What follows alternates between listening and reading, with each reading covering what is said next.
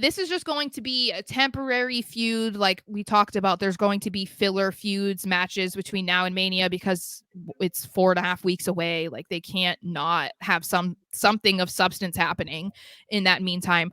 Or do you think that this is like, do they not think that Becky versus Rhea is a big enough match? So they might add Liv, or they might make it a fatal 4-way and then throw Nia in. Like, is that what we're going to do? No, no, no, no, no, no, no. They have no idea what to do with the other top women in the car in on the roster who are not involved in the tag picture. Mm-hmm. So because of that, you're just, elongating a feud that you could have, stopped a month or two back. And you have to get Liv back into the mix with her returning at the Rumble. You want her on Mania, so you can't just be like, all right, we got nothing for you.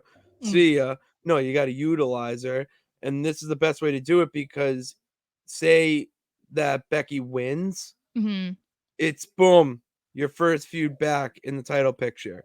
Okay, after Becky, because she's the man rules, demands a rematch at Backlash or whatever the pay-per-view is after.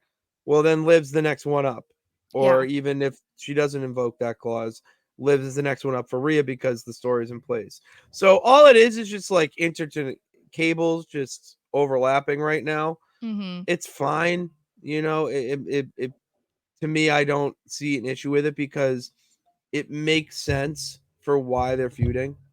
It makes sense why she ran in and DQ'd. It makes sense to have a false finish with Nia and Nia and Becky, especially with WrestleMania being a little bit too far away right now.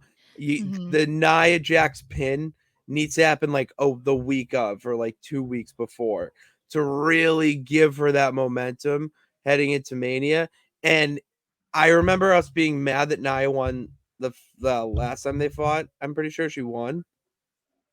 I would have someone would have to double check me I on don't that. I don't But even if know. I think she won, which makes it Yeah. even more so a huge victory heading into Mania, so that's why you want to hold off on it.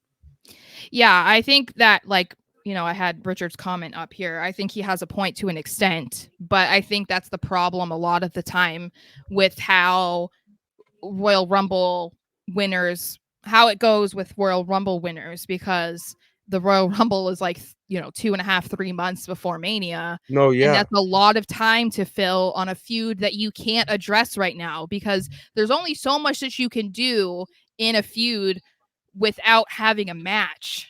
Like the Mhm. match is like the end or it's like the middle of a feud. And if you can't have that match on television before it happens at Mania, because then why am I going to pay attention to Mania? Exactly. So I think that we might see some of this, and this might become of something. Maybe Liv gets involved, or maybe Liv versus Nia, and they determine who's the number one contender for whoever wins. I don't know. Something they're trying to figure it out, and they might not even know yet.